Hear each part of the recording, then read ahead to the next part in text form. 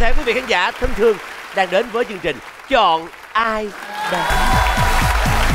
Thưa quý vị, đây là chương trình do Đài Truyền hình Thành phố Hồ Chí Minh phối hợp công ty Đông Tây Promotion thực hiện. Chương trình của chúng tôi được phát sóng vào lúc 21 giờ tối thứ ba hàng tuần trên HTV7. Và ngày hôm nay cũng như những ngày thứ bảy khác, chúng tôi mang đến cho quý vị nhiều tiếng cười và nhiều niềm vui. Chắc chắn là điều đó sẽ xuất hiện trong chương trình vì ngày hôm nay họ đang rất là sung sức và đang rất là tràn đầy năng lượng. Xin giới thiệu Harry Boy.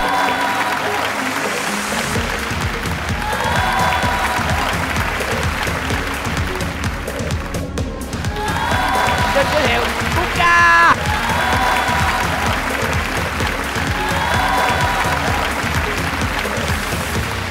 Trời ơi, công chúa Lam Vĩ Dạ. Trời ơi, trời ơi.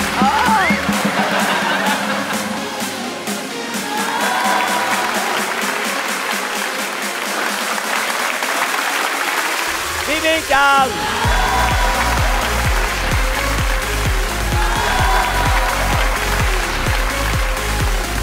Nam ca sĩ Hồ Quang Hiếu.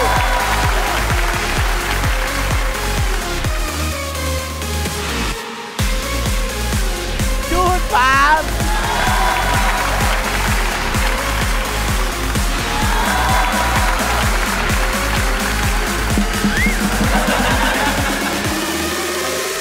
Quang Tùng.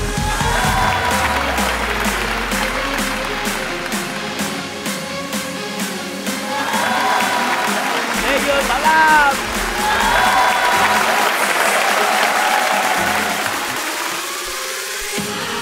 Quá giỏi, xin giới thiệu đến quý vị Huỳnh Lập.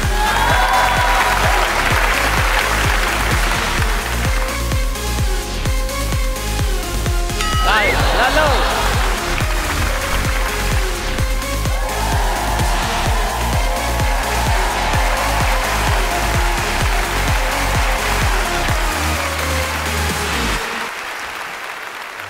Puka, em tính nói gì phải không?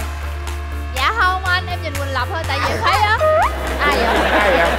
Không có ai mà ở đang thiệt á. Không phải là hên á, hên.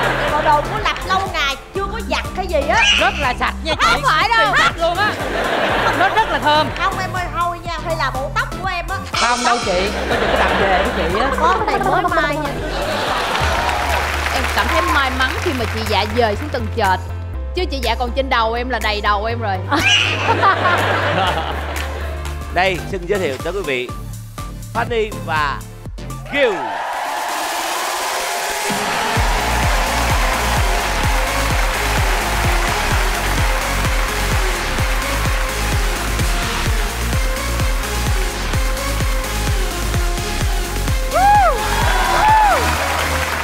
Thưa quý vị, ngày hôm nay hai khách mời của chúng tôi, cặp đầu tiên là Gil and Fanny. Yeah. Đây là một phong cách trưởng thành, chững chạc. Còn đây là K-pop thực tập sinh, giống như mấy bạn hồi xưa của Blackpink á ha. Ý anh nói em có tuổi hả anh? Trưởng thành có nghĩa là gì? Mình đã bước qua giai đoạn ngày xưa thôi. Chứ em là đặc biệt là Gil là cái mặt trời giống như da em bé. Không tuổi luôn á. Giống như da em bé luôn. Nhìn cái muốn nựng. Trời ơi, nhìn muốn hung liền luôn á. Không biết ai. Đi lên nựng cái coi. Lên đây. Bây giờ ai cho em một cái dấu đúng là em cho người hung cái. Yeah. Chết rồi, em hối lộ liễu không anh? Gil nói là vị trí nào mà mang về cho Gil câu trả lời chính xác thì Gil sẽ tặng một nụ hôn. Thì Fanny muốn nói gì? Dạ, nếu mà em trả lời sai thì em sẽ được hôn Lê Dương Bảo Lâm. Đâu? Phô bày cặp môi. Đó. Trưởng thành chơi trước hay là thực tập sinh chơi trước? thôi em chơi trước đi em. Thực tập mà em mời em. em cảm ơn.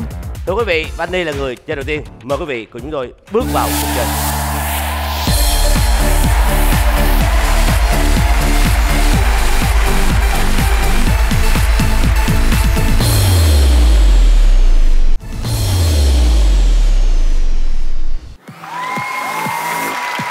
Fanny, em chọn ai?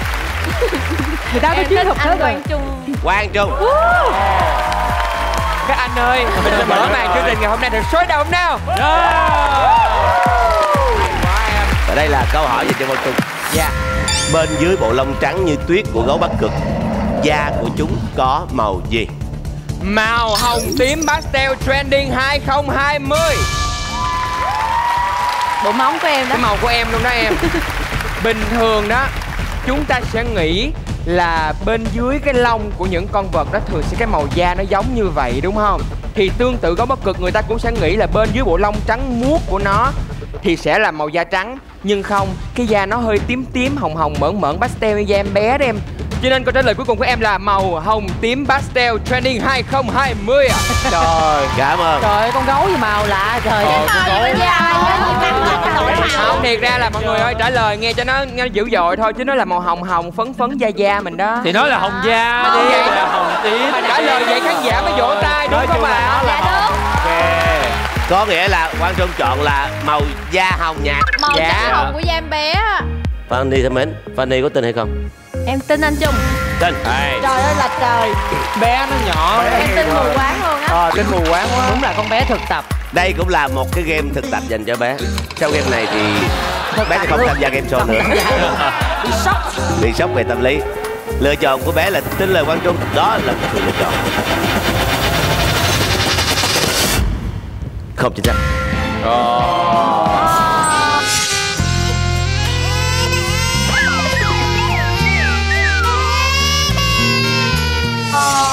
Uổng công người ta thần tượng em, mê em. Anh ơi, tuổi thơ của người ta. Đáp án phải là màu đen.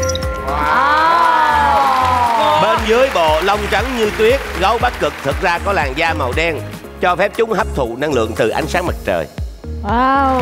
cho khỏi lạnh. Hay ha. Em cũng tin, nếu mà em trả lời câu đó em cũng tin anh Trung rồi á. Không Dạ. phải. Tại anh cuốn nhà em cạo lông ra, dưới lông nó màu hồng pastel thiệt. Tại vì bạn còn ngây thơ quá, tôi muốn dạy bạn mùi đời. Ơi là như thế nào? Trời ơi. Thì ra mùi đời chính là Quang Trung. Mùi đời là như vậy đó, đừng nếm nữa nha em. Dạ. Và như vậy thì một dấu O đã thuộc về Gil. Mình đang có lợi thế. Vậy là được hôn một cái rồi đúng không? Rồi, là thì làm ơi, làm ơi, làm ơi, lên đi, làm ơi, làm. Ô không em hả? Ô không em hả? Em đây, làm nào. Cái gì vậy? Trời ơi. Ông buồn mà. Ghê quá. Sợ quá. Trời ơi.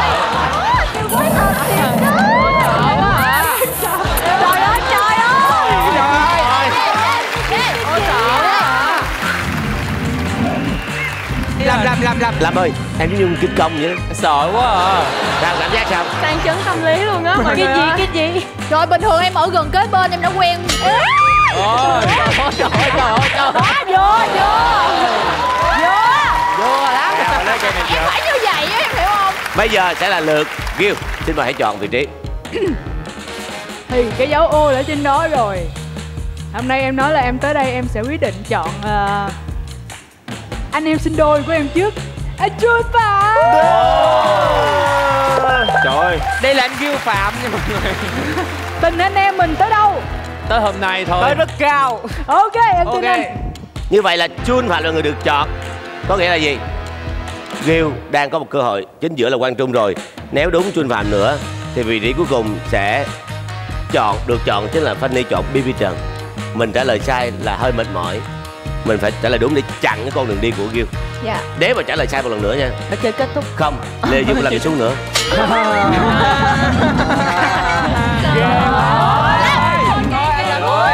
Bây giờ là câu hỏi dành cho Chun Phạm. Ngựa vằn có màu đen sọc trắng hay màu trắng sọc đen? Trời ơi. Biết không? Quá dễ rồi. Nhà Gil rất là nhiều ngựa vằn đúng không?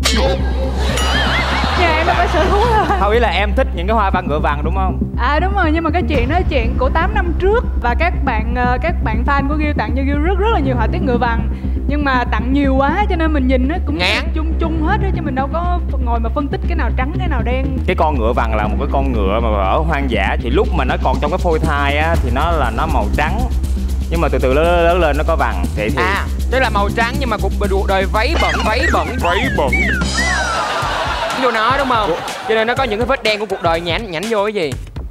cuộc đời của nó Sao? là những vết nhơ Cái gì vậy? Nói gì vậy? Trời ơi. Chết rồi, chết rồi. Lên tới rồi kìa. Ủa tại sao lại chạy lên không? Trả lời đàng hoàng không? Ok, nói giỡn chứ con ngựa vàng á, ai cũng tưởng nó là màu trắng sọc đen, nhưng thật ra nó là màu đen sọc trắng á. Đen sọc trắng là đáp án cuối cùng của Xuân. Rồi, Xuân Phạm lựa chọn là đen sọc trắng. Ghiêu có tin Xuân Phạm hay là không? Cái nét diễn của anh khựng á. 5. Em không tin. Không tin. Nét diễn khựng. Anh em. Cái nét diễn của anh nó bắt pháp á. Thưa quý vị, Ghiêu không tin. Và lựa chọn của Ghiêu, Nó còn trong cái phôi thai á thì nó là nó màu trắng. Cuộc đời của nó là những vết nhơ. Ra nó là màu đen sọc trắng á. là một lựa chọn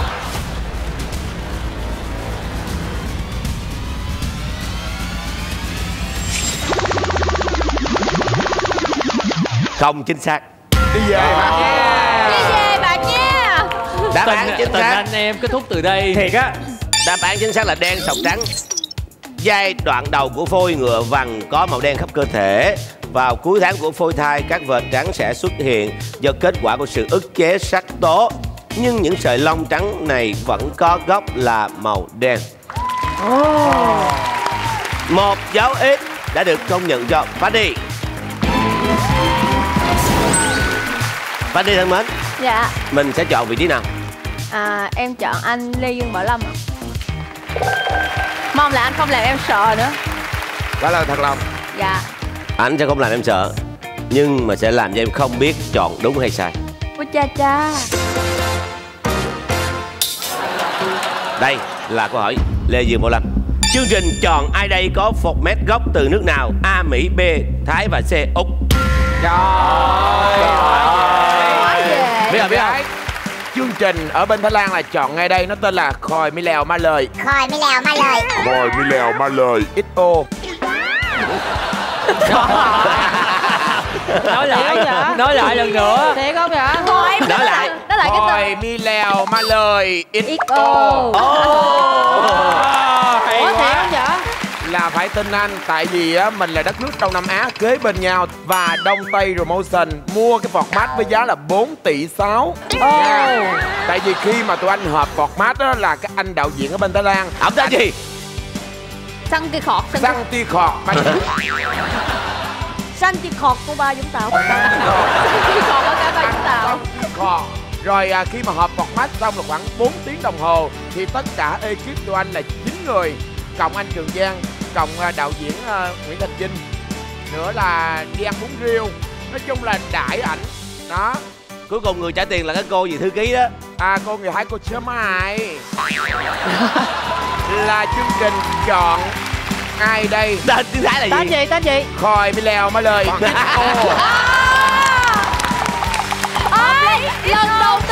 Lần đầu tiên anh Dương Lâm lặp lại một cái tên tiếng nước ngoài mà đúng. 3 lần. Chính xác 3 lần liên tiếp. 3 lần.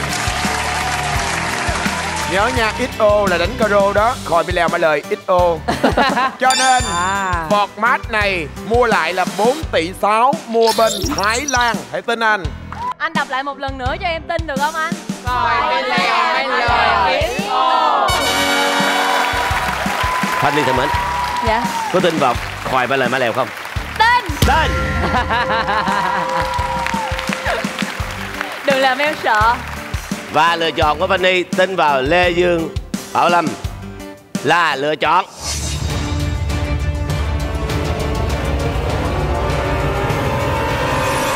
không chính xác. Hay lắm.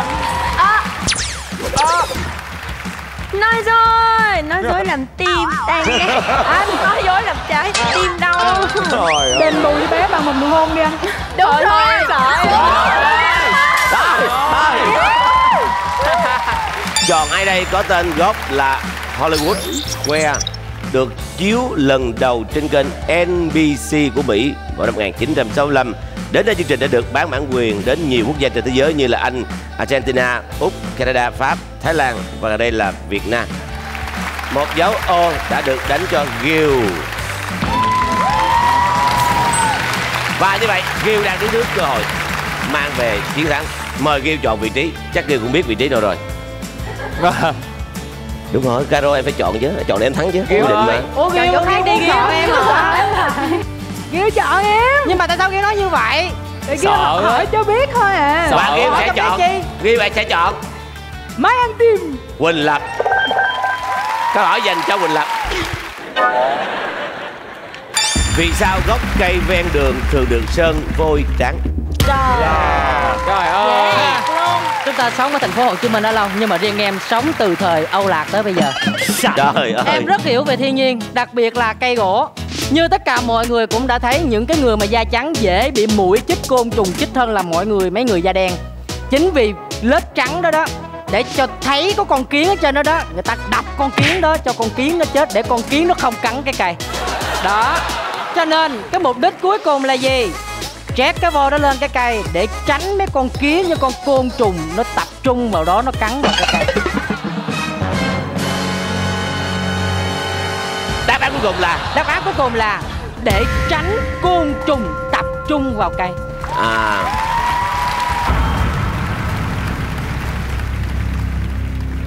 Bạn có tin hay là không? 5 4 Em 3 2 không 3. tin. Không tin.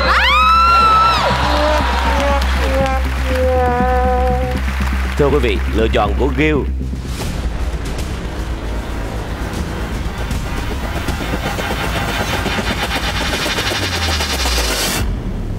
không chính xác.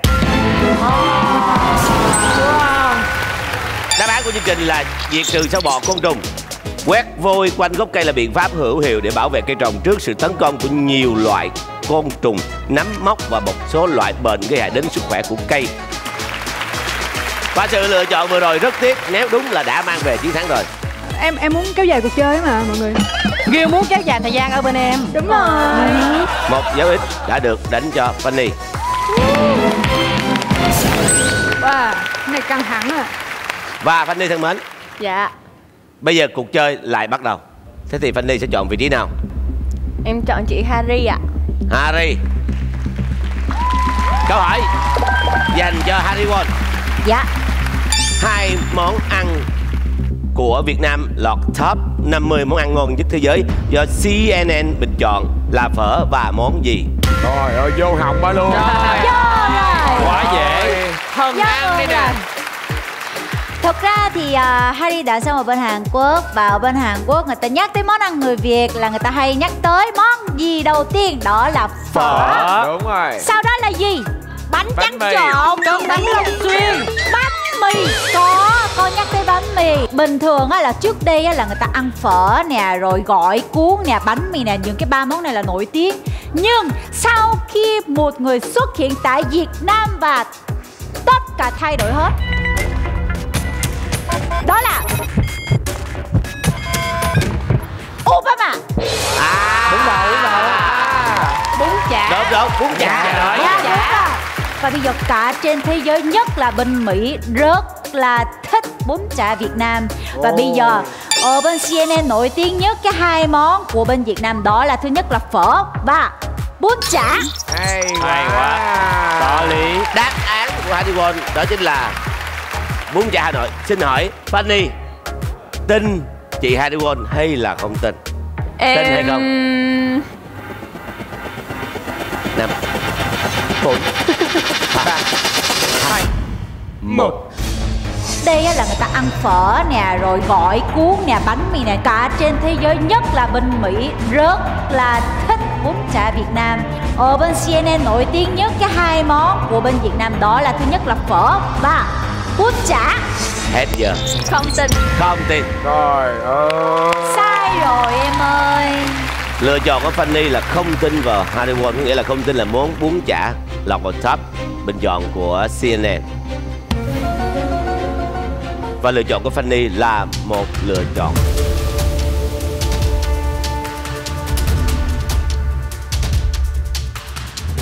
chính xác.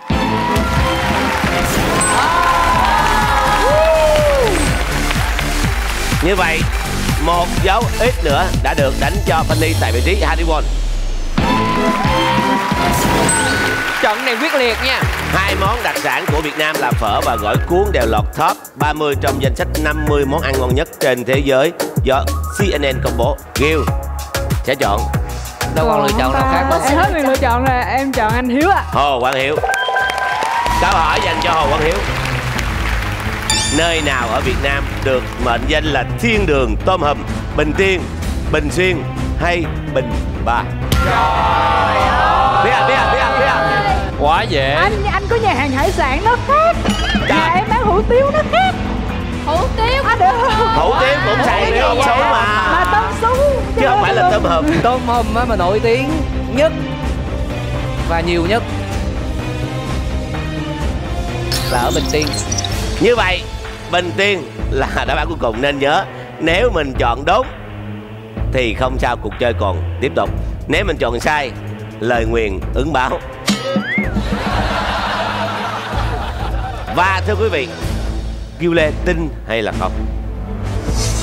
5 4 3. Em hồi nãy 2 lần không tin là em sai rồi, lần này em không tin tiếp. Không tin. Trời ơi, đừng tin chứ. Khi mà mình đã sống là một cái vai là người mất lòng tin với cuộc sống đó anh. Là không còn tin cái gì nữa cả. Mình đóng tới cùng luôn đúng không? Quyết tâm không tin tới cùng. Thưa quý vị, lựa chọn của Gil là một lựa chọn chính xác.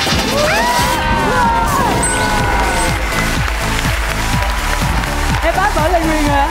Một dấu ho đã được đánh vào vị trí của Hùng Hiếu dành cho Gil.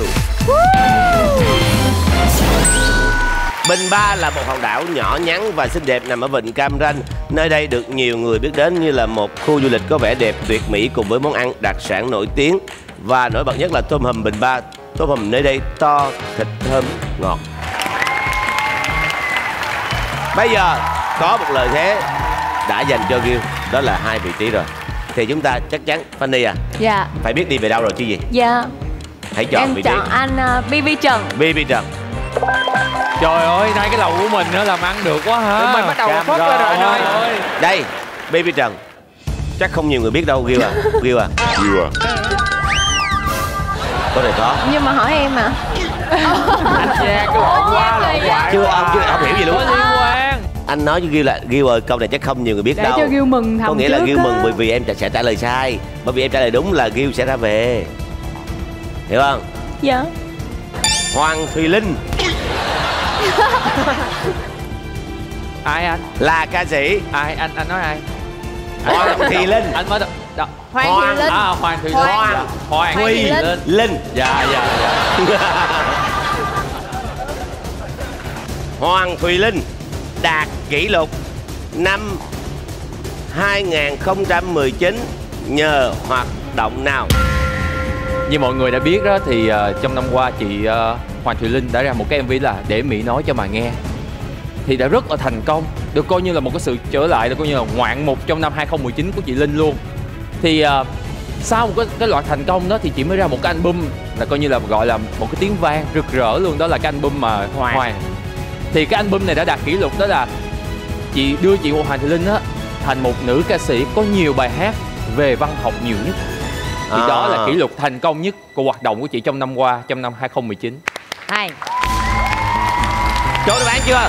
Đó là cái kỷ lục của chị, đó là nữ ca sĩ có nhiều bài hát về văn học nhất. Đó là ý kiến của BB Trần. Xin hỏi Fanny là bạn có tin hay là không? Em tin. Tin. Với sự lựa chọn tin BB Trần của Fanny rằng là Hoàng Thùy Linh đạt kỷ lục năm 2019 nhờ vào một loạt bài hát Về văn học. có âm hưởng văn học, dân gian, văn hóa. Lựa chọn Fanny là một sự lựa chọn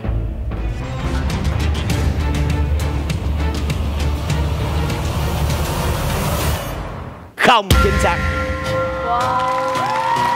Ủa sao kỳ vậy? Đúng rồi. Như đúng mà. Kỳ ha. Sai, Sao quá kỳ vậy? sai. Đáp án Hoàng Thùy Linh đạt kỷ lục 2019 nhờ vào MV Để Mỹ Nói Cho Mà Nghe.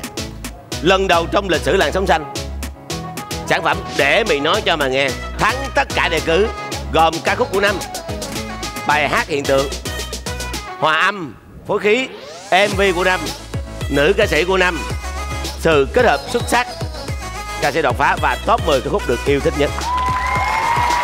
Ghê hay quá, xuất sắc, giỏi ghê. Giỏi ghê. Ở đâu mà có một cái người mà vừa xinh đẹp mà vừa giỏi mà. Thưa quý vị thân mến, Fanny trả lời không chính xác, nghĩa là ngăn chặn không thành công. Và bây giờ cơ hội chiến thắng đã thuộc về Gil. Bạn sẽ chọn Baby Trần. Dạ. Câu hỏi dành cho Baby Trần. Cá sấu. Con cá sấu ta cũng biết. Trời Trời ơi. ơi. Chảy nước mắt khi nào? Dễ Trời quá. ơi. Gil, Dạ. anh có muốn thắng không? Em có chứ. Dạ anh trả lời thật lòng cho em. Với điều kiện nếu thắng là anh phải được một nụ hôn đúng không? Trời ơi, sao cái mặt anh... Trời đất ơi. BB, sao cái mặt anh dê quá vậy? Một nụ hôn mà nãy giờ ai cũng khao khát của anh Lê Dương Bảo Lâm. Thôi được rồi, để anh trả lời luôn. Mình hay nghe cái câu mà nước mắt cá sấu. Thì chắc mọi người sẽ ít ai biết về cái sự tích về cái chuyện này. Đó là khi mà con cá sấu á, nó cắn mồi thì nước mắt nó sẽ chảy. Vì nó sót mồi. Dạ. Không phải. Anh nó đau răng. Cái gì? Cắn vô cái Cắn cưng nó mới chảy đau nước mắt. răng. Em thì lại tưởng là con cá sấu nó khóc khi mà nó bị người ta chê nó xấu chứ. Trời ơi chị. Cái con mà khóc bị chê xấu là dạ. Thì khi mà nó ăn, nó bắt mồi á thì nó sẽ ứa nước mắt ra. Có nghĩa là do là giống nó y như con người của mình, là khi mà mình ăn mình sẽ có túi nước bọt ra. Thì bây giờ là con cá sấu thì nó sẽ chảy nước mắt ra. Nó chảy cái nước mắt chảy Dạ. cái họng đó. Dạ. Vậy là nước mắt của cá sấu như nước miếng của mình hả? Đúng kiểu Ôi. vậy đó. Ê mọi người ơi, tính ra là mình hơi, mình có cả nước mắt và nước miếng nha. Chứ mà lỡ mà không có nước mắt Phải, khóc. Kỳ lắm anh. Đúng rồi. Thì đó bởi người ta hay nói là nước mắt cá sấu đó anh. Nếu mà mình không có cái loại nước mắt mà mình khóc bằng nước miếng, chắc cái cảnh mà trong phim á, đừng khóc nữa em ơi, anh sẽ lau nước miếng cho em hết. Đúng, nó bán đi mà kết quả. Thì đó em mới nói cái đó, khi mà con cá sấu nó bắt mồi hoặc là nó ăn mồi á thì nó sẽ ứa ra nước mắt. Xin cảm ơn Gil Lê thân mến. Lựa chọn của Gil Lê là tin hay không tin? Em thấy chó mèo lúc nó ăn nó cũng dễ chảy nước mắt lắm. Giống như nó có cái tuyến. Con cá sấu khăn cho mèo. Có xấu hơn chó mèo. 5 4 Nhất quá 8 Tin đi. ba đi, Tin đi nào. 1 Nhất quá 8. tin đi Gil. Em tin. Yeah. Nếu điều này là chính xác thì chúng ta tiếp tục về nhà thực tập. Khi nào trưởng thành thì quay lại gặp các anh chị. Sợ luôn. Sợ luôn. Nếu muốn trưởng thành nhanh, qua nhà anh Lê Dương Bảo Lâm học. Sợ Kìa, cũng đó có mới Lâm sợ, kìa. cũng đó mới sợ. Lâm tổn thương. Lựa chọn của Gil Lê, cá sấu chảy nước mắt khi ăn mồi, là một sự lựa chọn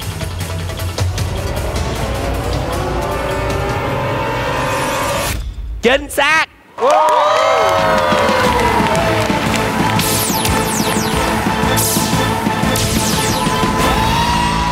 Cá sấu rơi nước mắt khi đang ăn con mồi. Đó. 3 dấu O hàng chéo đã giúp cho Miu Lê sẽ bước vào với một nhân vật khác, nhân vật thắng ở cặp đôi tiếp theo. Còn Fanny thân mến, em ngày hôm nay tới đây đã có những cung bậc cảm xúc khác nhau. Đầu tiên là vui, rồi nở nụ cười, rồi thẳng thốt khi gặp anh Lê Dương Bảo Lâm. Nhiều cảm xúc quá là Tuyệt vời. Và hiếm có ngày nhiều cảm xúc vậy. Đâu Trải hiếm nghiệm ngày nào khó mà gặp quên. được kinh công tinh tinh đồ hung mình vậy. Trải nghiệm khó quên. Chưa bao giờ tham gia game show mà ám ảnh tới mức độ như vậy. Nhưng mà chúng tôi cũng khuyến khích bạn cũng gửi một món quà ra về với 5 triệu đồng tiền thưởng. Và trước khi chúng ta chờ đợi người tiếp theo sẽ đối đầu với Miu Lê trong cặp tiếp theo là ai, mời quý vị cùng chúng tôi giải lao trục vậy lá.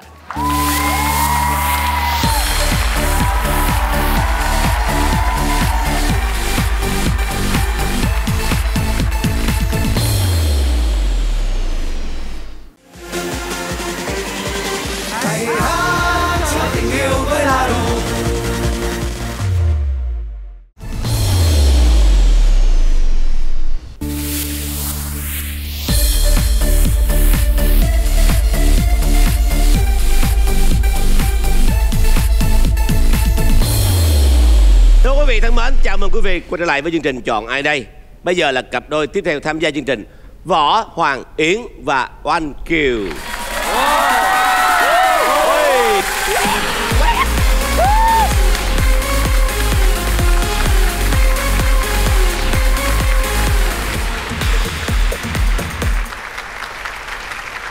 Võ Hoàng Yến. Đây, Oanh Kiều. Thôi, anh Giang đứng lên một cái bục như vậy rồi mà chị Yến đứng đó mà vẫn cao hơn anh kìa. Cho nên là bây giờ chị sẽ xuống ngựa nè. Cao quá kỳ hả? Vẫn cao. Vẫn cao bằng. Thấy vừa liền luôn á. Đó, vậy đi ha. Ổn định đi. Rồi, bây giờ xin hỏi các bạn ai sẽ là người hỏi trước. 3, 2, 1. 2, 3. Thắng quyết định.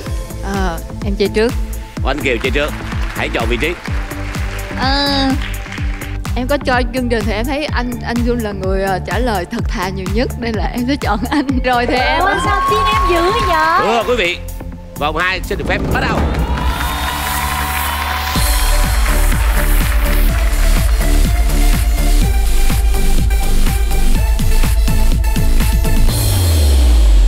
Chuân Phạm là người được chọn câu đầu tiên.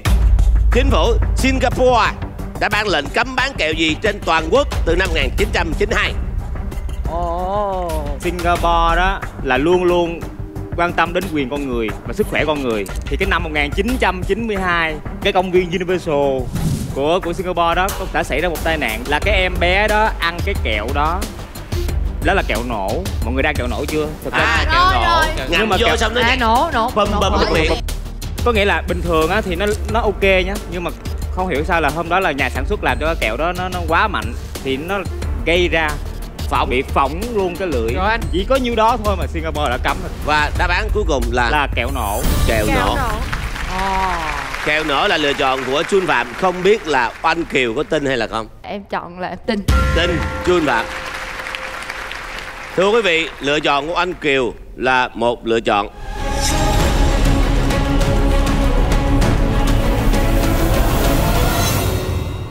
không chính xác. Sorry em. Sao? Chơi lầm bạn. Đáp án kẹo cao su. Đó. Luật cấm bán kẹo cao su được áp dụng từ năm 1992 ở Singapore. Hình phạt lần đầu tiên đối với việc bán kẹo cao su có thể lên tới 100.000 USD hoặc là án tù. Như vậy với việc trả lời không chính xác, một dấu O đã thuộc về Võ Hoàng Yến. Bây giờ lợi thế đầu tiên là Võ Hoàng Yến không làm gì cũng có một dấu O. Thế thì vị trí được chọn là... Bây giờ được chọn là ai ta? Một nam nhân mặc áo khoác. Áo khoác. Rồi. Ghê. Không có mặc áo khoác. Hiểu lầm. Thôi nam nhân mặc áo khoác rằn ri đi. Của ai vậy trời? Hồ Quang Hiếu đi. Hồ Hiếu hả? Bắt tay cái. Sao vậy? Ủa? Chú Quang Chị. Ủa? Câu hỏi dành cho Hồ Quang Hiếu. Tây Ban Nha tổ chức lễ hội gì vào thứ Tư cuối tháng 8? Câu này mình nghĩ là chắc cũng sẽ nhiều người biết. Tây Ban Nha thì người ta nổi tiếng về cái đấu bò tót đó. Cũng nhiều cái thì khác cái lễ hội đấu bò tót. Cũng đơn giản vậy thôi hả? Thì đơn giản thôi, tại vì Tây Ban Nha nó có lễ hội đó lớn mà. Có nhiều lễ hội ở Tây Ban Nha. Nhiều lễ hội lắm, Tây Ban Nha nhiều lễ hội lắm. Bạn có tin hay là không? Cho phân tích xíu được không? 5. Ủa? 4 3. Không tin. Không tin. Không có đơn giản vậy được. Đấu bò tót là cái chuyện giống như là cái truyền thống của Tây Ban Nha luôn rồi. Rồi, hiển nhiên rồi. Làm sao có chuyện đơn giản như vậy được? Đừng làm sợ quá. Ủa?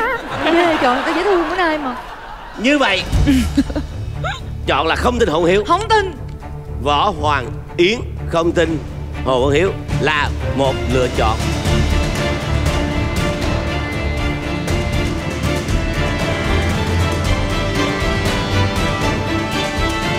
chính xác. Đáp án của chương trình đó là lễ hội ném cà chua.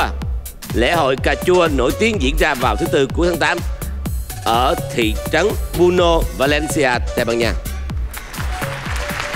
Không tin. Rồi. Tiếp tục, một dấu O đã được dành cho Võ Hoàng Yến. Có nghĩa là gì? Em không còn sự lựa chọn không nào còn khác. sự lựa chọn khác ngoài chị Harry Won. Harry Won. Harry ơi, mình đã gặp nhau rất nhiều chương trình rồi đó, hãy giúp chị nha. Câu hỏi dành cho Harry Won. Ở Cộng hòa Ship, động vật 4 chân nào có số lượng nhiều hơn cả con người? Trời ơi. Trời ơi, khó vậy. Cái này thì lại quá dễ với Harry Won. Phải không? Bình thường bên Việt Nam nuôi con gì nhiều nhất? Con chuột. Con chó. Con gà. Rồi, ở Đài Loan con gì nuôi nhiều nhất? Con mèo. Đài Loan là mèo. Có đảo mèo. Có đảo mèo nhưng mà số lượng chó vẫn là nhiều. Lại là chó. Lại là con chó. Quang Châu, em có biết là bên Hàn Quốc nuôi con gì nhiều nhất không? Hàn Quốc hả? Con mèo. Lại con chó. Xác nhận trước khi chơi tiếp là chị không có nói gì tới em đúng không? Đâu có nói gì đâu chị. Không có ý gì hết á. Trả lời em đúng em. Không lẽ em thấy mẹ em xin em tuổi tuất nó hơi sai chứ. Bị người ta chỉ vô mặt nhiều quá. Và riêng Cộng hòa Ship thì lại là con khác. Chỗ đó là cái chỗ mấy cái con mà em rất là yêu quý. Em biết nè, con mà chỉ hay cạo lông đúng không? Đúng rồi đó. Và bên đó là bình thường, theo em biết, theo thống kê là bên đó là người dân là 1.200.000 người. Nhưng động vật đó là tới 1.500.000 con.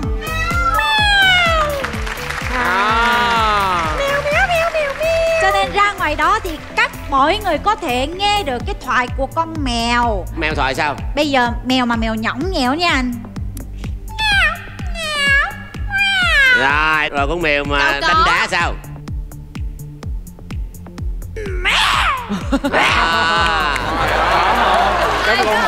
Con mèo mà bị thần kinh sao? Bị thần kinh. Mèo. Giống như. Đáp án của em là con mèo. Con mèo là sự lựa chọn của Harry Won. Xin hỏi là Oanh Kiều có tin hay là không? Em không tin. Không tin. Lựa chọn của Oanh Kiều là không tin vào Harry Won. Nếu lựa chọn này là chính xác thì mình chặn đứng được cái cơ hội chiến thắng của Hoàng Yến. Nếu không chính xác thì Hoàng Yến sẽ là người quyết định số phận của chính mình. Lựa chọn của Oanh Kiều là lựa chọn động vật đó là tới 1.500.000 con. Mỗi người có thể nghe được cái thoại của con mèo. Đáp án của em là con mèo. Là một lựa chọn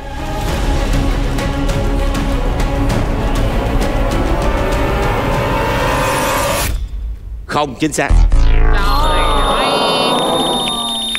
Bây giờ là đáp án của chương trình. Theo Worldometer, dân số Cộng hòa Ship là 1,2 triệu người và nước này có tới 1,5 triệu con mèo như lời Harry Won nói. Ghê không? Đất nước gì mà quá trời Tại mèo vì nãy em không tin là tại vì em thấy người sao lại thấp hơn cả số lượng mèo nữa. Một chuyên gia về mèo, lông mà còn cạo được thì con gì không dám cạo. Lông mèo mà cạo sạch hết thì có gì mà không dám làm. Vì sao con mèo phải cạo lông Harry? Tại vì em biết sao không? Con mèo vừa mới tới nhà em, nhưng mà em có cái cảm giác là em đang sờ nó mà nó có cái gì đó nó bị rắc rối á. Cho nên em tưởng là con nó bị ghẻ. Sau đó thì em mới cạo lông cho nó. Tại vì bình thường bị ghẻ là phải cạo lông cho nó để dễ điều trị anh. Và em cạo lông hết rồi thì em mới biết là nó không bị gì hết. Ủa? Gì kỳ vậy? Rất yêu thương động vật. Hy vọng là tóc Trấn Thành không bị rối nha. Dạ, chồng em thì may là tóc chồng em vẫn còn xài được, không bị rối. Và bây giờ Võ Hoàng Yến sẽ có cơ hội. Mời Võ Hoàng Yến tiếp tục chọn vị trí. Và chính xác đó chính là Harry Won. Harry Won. Câu hỏi này dành cho Harry Won. Cơm cháy, thịt dê là món ăn đặc sản có truyền thống hơn 100 năm của tỉnh nào? Ăn là lấy là chuyên môn về em. Chuyên môn về em. What? Em rất là mê em thịt là dê. chuyên môn về ăn chứ phải là ăn chuyên môn về em. Dạ em chuyên môn về ăn. Thịt dê nó ngon nhất. Bình thường em hay ở bên Tân Sơn Nhất. Nhưng mà vậy nè, nói chung là em ra ngoài đó em nhậu xong rồi em ăn. Ca sĩ mà nhậu nhẹt thì nhậu chung với chồng mình chút xíu để có thể nuôi được tình cảm thì có gì đâu sai.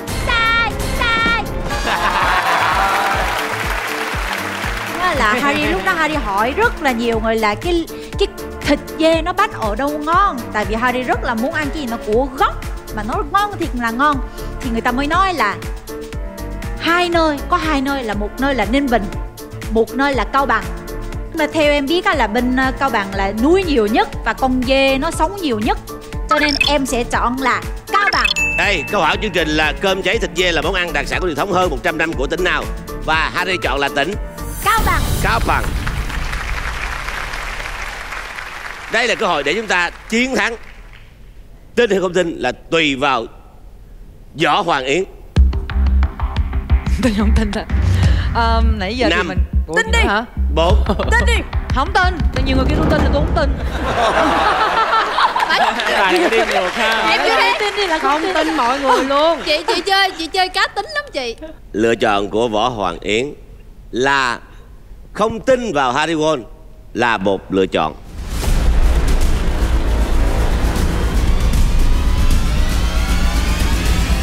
Chính xác.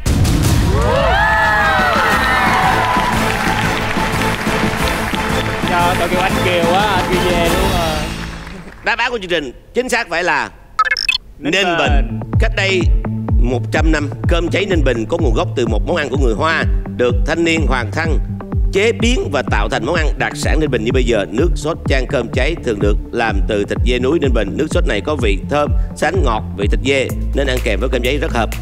Với việc không tin vào Harry Won, 3 dấu tròn hàng thẳng đứng đã mang về chiến thắng cho Võ Hoàng Yến. Ôi chị Oanh Kiều không có một dấu luôn á. Trời Hiệp quá. Em có lỗi quá. Thiệt Lỗi luôn em. à. Và chúng ta không có gì buồn hết. Chưa thì không có gì đâu buồn. Lịch sử lặp lại thôi. Phần thưởng dành cho Oanh Kiều thưa quý vị sẽ là 5 triệu đồng.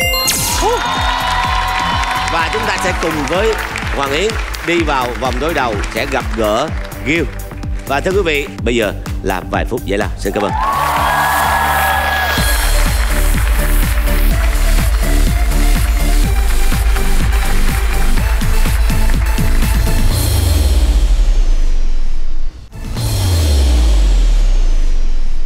Cặp đôi đối đầu ngày hôm nay đó là Võ Hoàng Yến và Gil Lê. Mời hai bạn lựa chọn ai sẽ là người đi trước. Và Chiến ạ. Thưa quý vị, cuộc chơi xin được phép bắt đầu.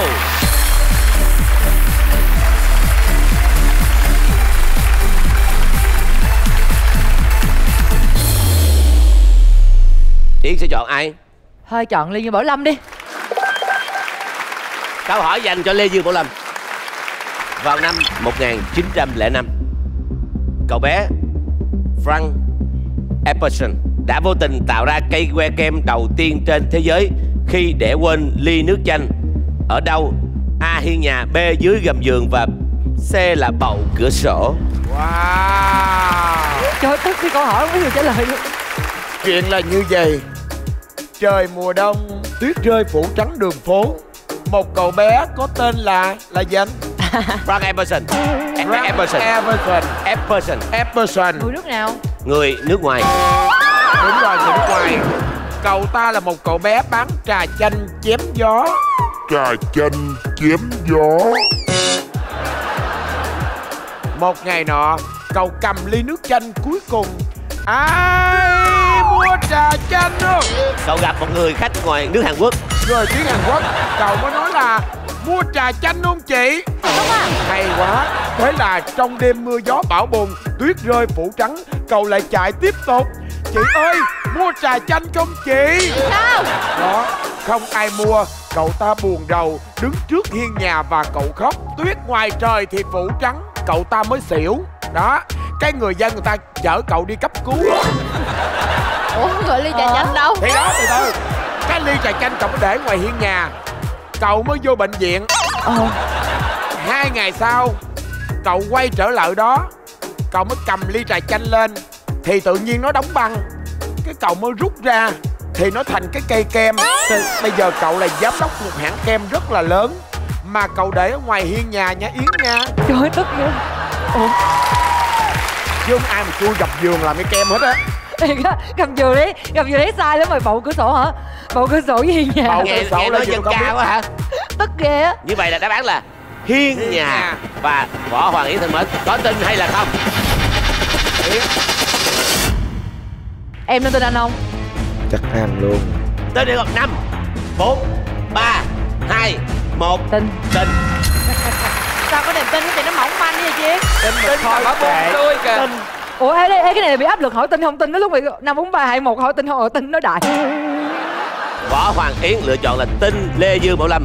Thưa quý vị, lựa chọn của Võ Hoàng Yến là lựa chọn không chính xác. Trời ơi.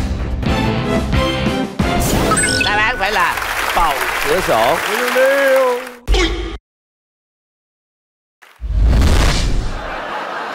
Đây, vào buổi tối năm 1905, cậu bé Frank Epperson ở California để quên cốc nước chanh ngoài cửa sổ nhà mình. Đêm đó, nhiệt độ hạ bất thường đến mức nước chanh đông cứng cùng với chiếc que khuấy. Và với sự lựa chọn sai này của Võ Hồng Yến thì một dấu ít đã thuộc về Gil. Và bây giờ là lượt của Gil. Dạ. Lần này thì em xin phép chọn Chi Vĩ Dạ. Lâm Vĩ Dạ. Mình chơi game show với nhau, chị đã từng mang may mắn tới cho em, cho nên em hy vọng là lần này lại một lần nữa chị nha. Ngày hôm nay Dạ sẽ đến với Will bằng tất cả những sự chân thành.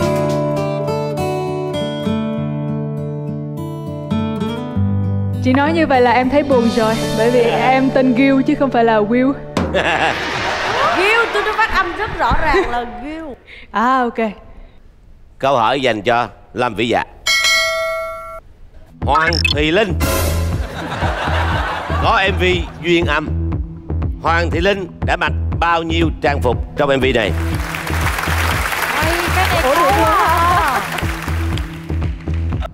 May mắn bởi vì em có coi MV rồi, cho nên ít nhất thì em cũng sẽ tổng hợp được một số lượng nhất định, một cái khoảng.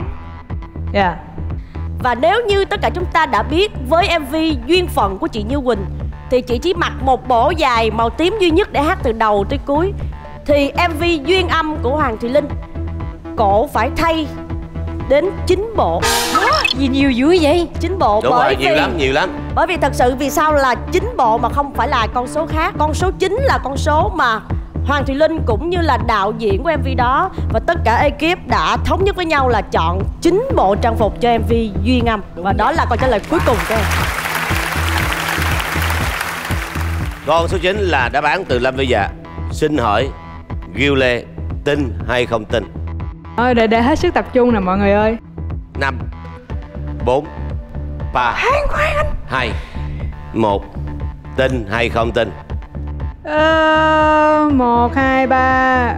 Câu trả lời này không chỉ ảnh hưởng tới cái sự chiến thắng ngày hôm nay mà ảnh hưởng tới niềm tin. Nhiều thứ nha. Nhiều thứ. Ủa quên, tin hay không tin? Không tin. Không tin. Không tin con số 9 của Lâm Vĩ Dạ là một sự lựa chọn.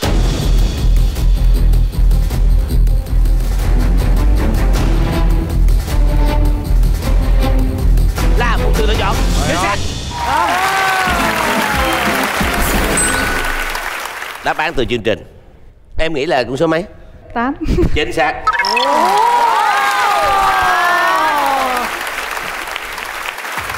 Gil Lê là coi một sản phẩm âm nhạc là coi bằng cả trái tim. Bất kỳ sản phẩm đó của ai đúng không Gil? Phải xem để học hỏi, tại đó là một sản phẩm rất là chất lượng. Được không? Em có cái MV của Lâm Vĩ Dạ chưa? Ủa Dạ có lời MV hả ta? Em ơi, nhìn chị như vậy chứ chị không biết ơi. Em mau lại đây mà cứu chị với, vì chị đang chết đuối trong mắt em như bị khơi. Đáp án của chương trình là 8 bộ. MV được đầu tư nhiều về mặt hình ảnh và thời trang. Hoàng Thùy Linh diện rất nhiều loại trang phục khác nhau trong các cảnh quay. Xin chúc mừng cho Gil đã có thêm một dấu ít. Chỉ còn một con đường duy nhất. Đúng rồi. Chặn đường đối thủ. Chun Phạm. Chun Phạm. Câu hỏi dành cho Chun Phạm. Phần lớn mèo tam thể sẽ mang giới tính gì? Trời ơi. Ôi trời. Lại là mèo. Tam thể là 3 màu là giới tính thứ 3 thôi. Trời. Mèo mà có giới tính thứ 3 nữa. Mèo có giới tính thứ 3 luôn á hả? Con nào mà không có giới tính thứ 3 chị? Nói giỡn thôi. Bây giờ mình vô mình nghiêm túc nha. Tôi không thích đùa giỡn đâu. Mọi người có làm cho tôi trở thành những người giỡn hớt á. Làm cho mình nghiêm túc lắm vậy. Con cái thì thường có nhiễm sắc thể là XX, con trai thì thường có thể sắc thể là Y. Thường là cái con tâm thể á, X là nhiễm sắc thể của hai cái màu vàng và màu nâu. Và nó cũng có nhiễm sắc thể là màu vàng và màu đen. Cái nhiễm sắc thể Y thì nó ít có màu trong đó, đa số là X. Nên câu trả lời của Chuông rất đơn giản là XX là con cái. Theo thống kê thì là cứ 3.000 con cái thì mới có một con đực. Hoàng Yến, Tần Mến, tin hay không? Mèo thường thấy gì mèo thấy con gái lắm, không có nuôi mèo. Nhưng mà cái vấn đề là 3.000 con mới có con cái đực. câu là câu nghi ngờ đó. Câu là câu nghi ngờ. 5, 4, 3. Trời ơi. Thường là cái con tâm thể á, X là nhiễm sắc thể của hai cái màu vàng và màu nâu. Cái nhiễm sắc thể Y thì nó ít có màu trong đó, đa số là X. 3.000 con cái thì mới có một con đực. 2, 1. Tin hay không? Tin hay không? Tin hay không? Tin hay không? Tin hay không? Tin. Ủa biết được. Cái gì dễ dạy quá vậy? Trời ơi hết hồn. Hoàng Yến, tin. Đây là một sự lựa chọn. Chính xác. Đúng như Chuông nói, 3.000 con mèo tam thể thì chỉ có một con đực. Thiệt á hả? Trời. Đa số mèo tam thể là mèo cái, số lượng mèo tam thể đực rất là ít. Lý do là các gen quy định nhóm màu vàng với nâu vàng và nhóm đen với nâu đen đều nằm trên nhiễm sắc thể giới tính X. Và vừa rồi là một dấu O dành cho Võ Hoàng Yến. Cuộc chơi lại tiếp tục. Mời chọn Ghiêu. Chọn chị hay quá. Câu hỏi dành cho Harry. Nổi da gà là hiện tượng giữ nhiệt lượng cho cơ thể, đúng hay sai? Đúng. Theo cái kinh nghiệm của em, khi mà mình có gì đó không hay ho thì mới nổi da gà. Đúng rồi đó chị, cái này đúng lắm. Em rất hay nổi da gà khi thấy chị Buka làm mấy cái biểu cảm dễ thương luôn. Làm thử chị.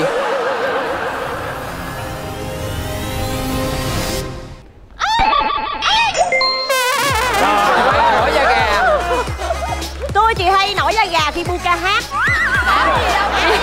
Em thấy dễ thương vô cùng. Nói chung là Harry thấy da của mình nó giống như là cái cọng tắc vậy đó, nó tắc luôn thì mình cái lỗ chân lông của mình nó bít hết luôn để cho cái nỗi nóng của mình nó không có tràn ra ngoài, để cho mình con người mình còn sống. Harry thân mến, là lựa chọn là đúng. Dạ em lựa chọn là đúng. Xin hỏi Ghiêu, tin hay không tin? Harry won. Em tin ạ. Tin. Và tin là một sự lựa chọn.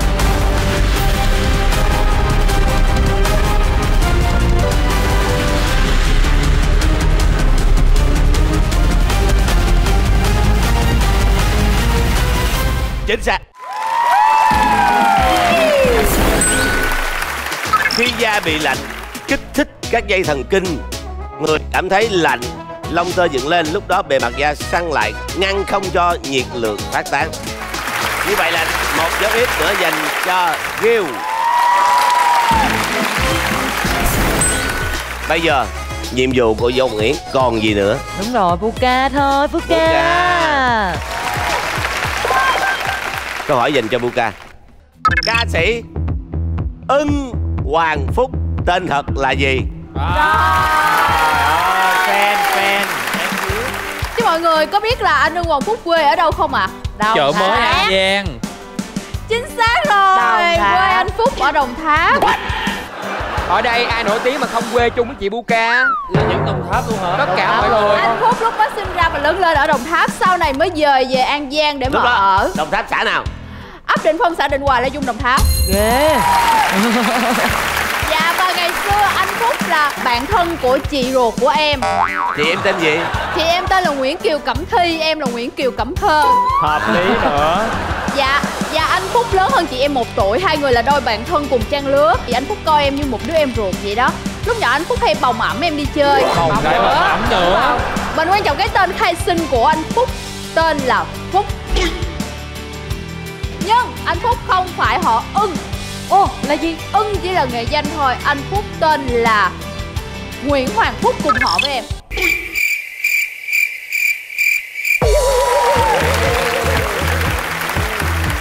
Và tên đầy đủ của Ưng Hoàng Phúc là Nguyễn Hoàng Phúc. Nguyễn Hoàng Phúc. Nguyễn Hoàng Phúc là vậy hả? tin em đi. Rồi, xin hỏi tin hay không? Không. Không. Không. Không. Và lựa chọn không tin là lựa chọn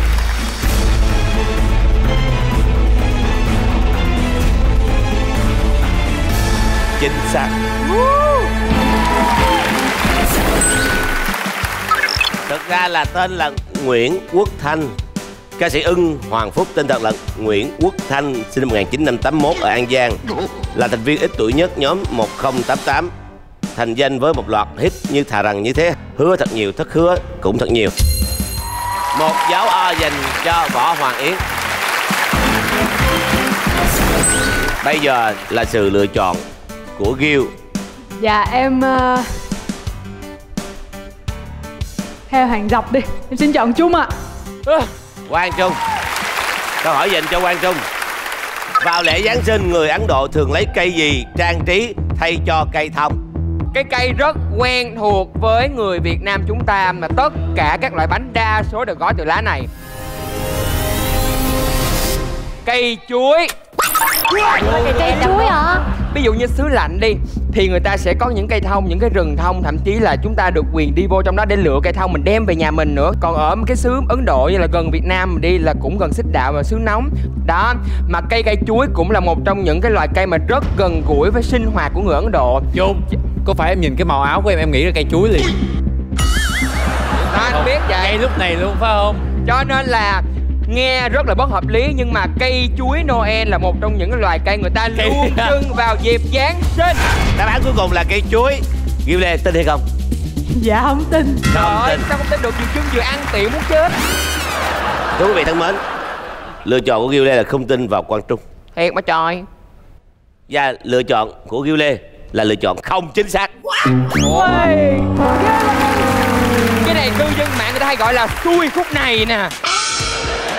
Hay quá vậy ta, hèn chi mặc cái áo cây chuối. Dịp Giáng sinh, mỗi gia đình Ấn Độ sẽ chọn một cây chuối thật đẹp. Trời ơi, thiệt luôn hả? Để trưng, sau đó họ sẽ trang trí lên đó những dây đèn lung linh, những quả chuông hay những quả cầu lấp lánh. Người Ấn Độ tin rằng cây chuối Noel sẽ mang lại may mắn và bình an cho họ trong năm mới. Và đôi khi người ta thay cây chuối bằng cây xoài nữa. Ủa nghe cái sang chứng tâm lý luôn thế thì không ăn cây xoài thấy đỡ hơn anh. Và như vậy một dấu O đã được đánh cho Võ Hoàng Yến. Gặp em không trả lời không tin luôn á thiệt á. Còn chờ gì nữa, cơ hội chiến thắng. Hoàng Yến còn chờ gì nữa? BB Trần. BB Trần.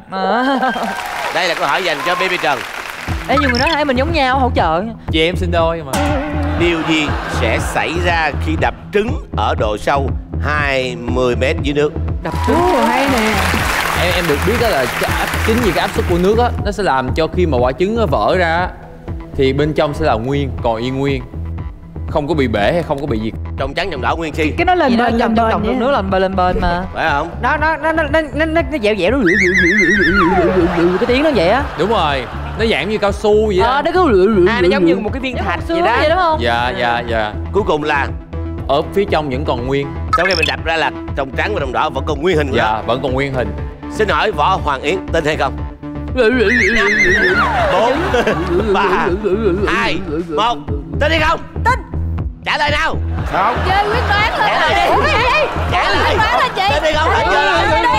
Trả lời. Lê Dương phải làm nó không tin là ngược lại. Trả lời. Trả lời. Nếu như đây là một sự trả lời chính xác, kết thúc. Còn nếu không chính xác thì bị áp lực tâm lý. Chúng ta vẫn còn tiếp tục. Sự lựa chọn của Võ Hoàng Yến có giúp cô ấy vào vòng đặc biệt hay không? Hay tiếp tục một cuộc chơi và chắc chắn người được chọn sẽ là Hồ Quang Hiếu? Và sự tin tưởng của Võ Hoàng Yến, chính vì cái áp suất của nước á thì bên trong sẽ là nguyên, còn y nguyên, nó dạng như cao su vậy đó anh. Sự tin tưởng của Võ Hoàng Yến mang về một đáp án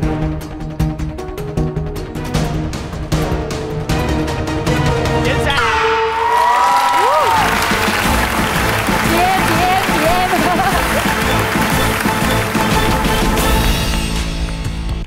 Ở độ sâu 20 m, Áp lực nước xung quanh sẽ đóng vai trò thay cho vỏ trứng và giữ gần như nguyên vẹn hình dáng một quả trứng với lòng trắng trong mờ bọc lấy lòng đỏ màu cam vàng. Hay quá chị ơi. Tuyệt vời. Như vậy là Ghiu Lê sẽ dừng lại và mang về giá trị tiền thưởng là 8 triệu đồng. Xin cảm ơn. Và bây giờ Võ Nguyễn chắc chắn đã có trong tay 10 triệu đồng, sẽ bước vào vòng đặc biệt của chúng tôi. Mời quý vị giải lao trong giây lát.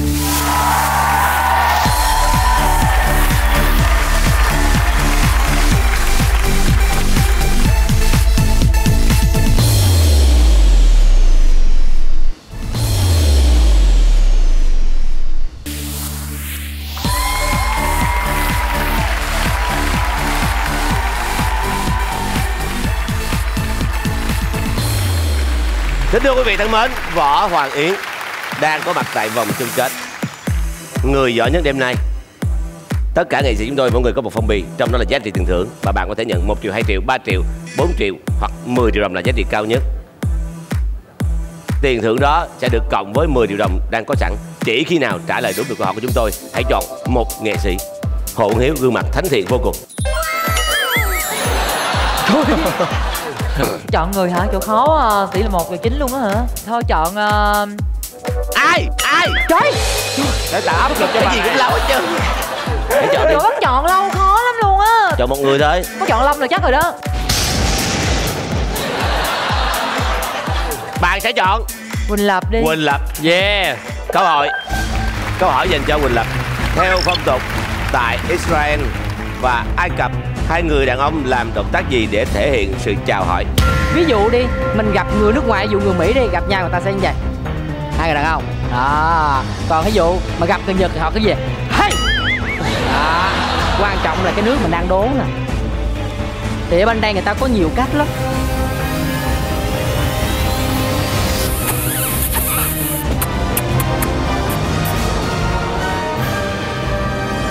Cái gì vậy? Ủa, ta làm cái gì vậy? Làm cái gì có dạ vậy? Đây là câu hỏi về hai người đàn ông khi gặp nhau. Là phải bên đây nè. Qua bên đây là lại Bên đây. Tức ghê. Tùy tiện quá. Trời. Là người đàn ông gặp nhau hôn nhau vậy để thể hiện cái sự tôn trọng nhau.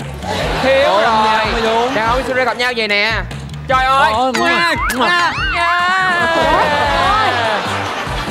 Vậy đó. nặng nha. Có hơi đuổi cho ba đứa nè. Vậy cuối cùng chốt của Huỳnh Lập là gì? Hai người đàn ông của nước Iceland, Ai Cập gặp nhau là hôn má để chào hỏi. Lựa chọn của Võ Hoàng Yến là tin hay không? Israel mà Ai Cập không biết luôn, có thiệt không? Áp lực. Hãy cứ tin đừng ngại. 2, 1. Cũng là tay phương cái gì đó. Tin đi không? Tin đi không? Đi anh. 2, 3, Hôn đi. hôn đi. Tin đi không? Tin hay không hả? Tin đi không? Tin đi không? Hôn má. Israel Ai Cập. Hai người đàn ông. Hai người đàn ông hả? Hai người đàn ông với nhau hả? Tin đi không? Hôn nhau để chào. Hôn nhau. Hôn nhau. Tin đi không? Tin. Chơi xong về nắng cái tay luôn. Tẹo nãy giờ. Theo Huỳnh Lập ở Israel và Ai Cập, hai người đàn ông gặp nhau sẽ hôn má nhau. Và Hoàng Yến tin theo Huỳnh Lập và lựa chọn của Hoàng Yến. Sự lựa chọn rất áp lực hả? Là một sự lựa chọn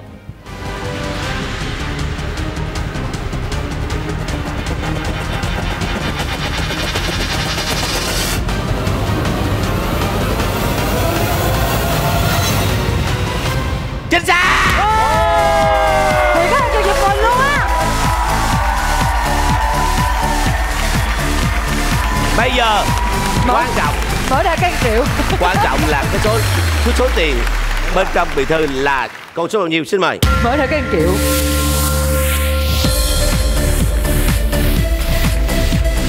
Ba số 0. Mở ra cái 1 triệu tức 10 triệu.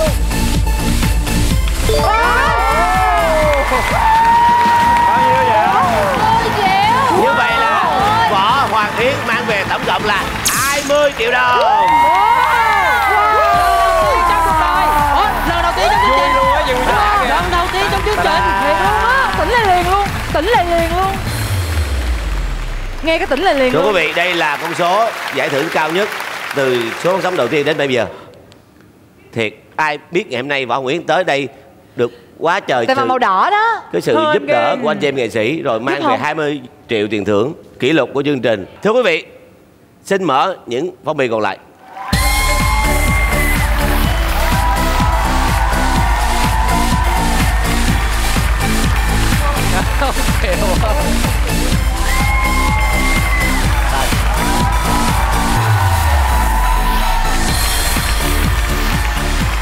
Là gì? 50 hả? Gì 50 triệu luôn. Trời ơi. Wow. Wow. Này có giải 50 triệu hả Lâm? Có 50 triệu luôn. Có 50 triệu hả? Wow. Cái này tụi em chưa biết luôn. Có 50 triệu luôn. Thưa quý vị, vì sao có con số 50 triệu này? Đây là một sự ngẫu nhiên. Sẽ có một vài số bất kỳ trong một mùa phát sóng chương trình Chọn Ai Đây sẽ có xuất hiện 50 triệu đồng. Trời tức ghê. Mà không có chọn Lâm là chắc rồi đó. Mà không có chọn Lâm rồi chắc rồi đó.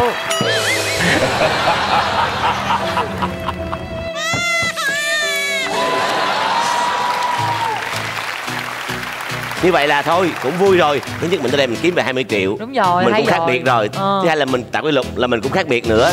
Thứ ba là người ta 5 giây người ta trả lời, mình 30 giây mình chưa trả lời là khác biệt rồi. Thứ tư là trả lời bị áp lực đúng không? Đúng rồi. Cái lời đúng không? Với lại đến thời điểm này mình là người cao nhất tham gia chương trình. Muốn gì nữa? Đúng giờ, đúng giờ. Và cảm ơn Yến đã đến với chương trình. Cảm ơn những nghệ sĩ đã hết lòng. Thưa quý vị thân mến, cảm ơn quý vị đã dành thời gian theo dõi chương trình của chúng tôi. Chương trình Chọn Ai Đây luôn muốn mang lại nhiều tiếng cười cho quý vị.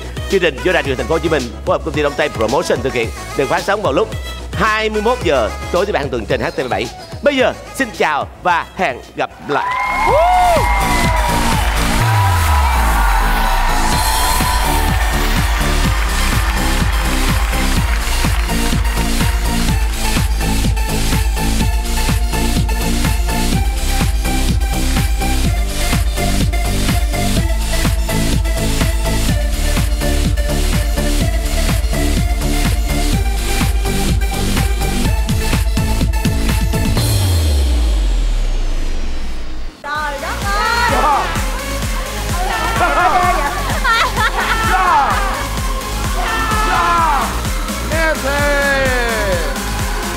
Người ta nói là phim giả tình thật.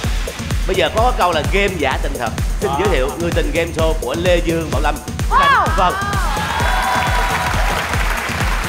Hôm nay em đến với một sứ mệnh nữa. Anh thấy hôm nay mặc cái bộ đồ này á là Mario, mà Mario là sẽ giải cứu công chúa.